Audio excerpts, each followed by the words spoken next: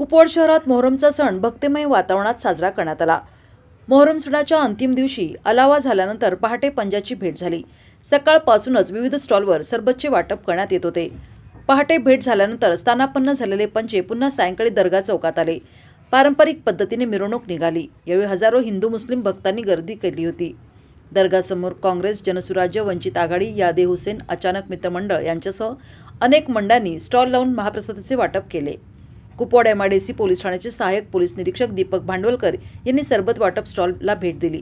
त्यांच्या हस्ते सरबत वाटप झाले। यावेळी सनी धोत्रे, राहुल पाटील, राजू मैनाबापू पाटील, समीर मुजावर, बाळासाहेब मंगसुळे, कासम मुल्ला यांच्यासह मान्यवर उपस्थित होते। रात्री उशिरा पंजाचे आगमन दर्ग्यात झाले। कुपवाडमधला मोहरम शांततेत आणि भक्तिमय वातावरणात पार पडला। मोहरम सण हिंदू मुस्लिम ऐक्याचे प्रतीक मानला जातो।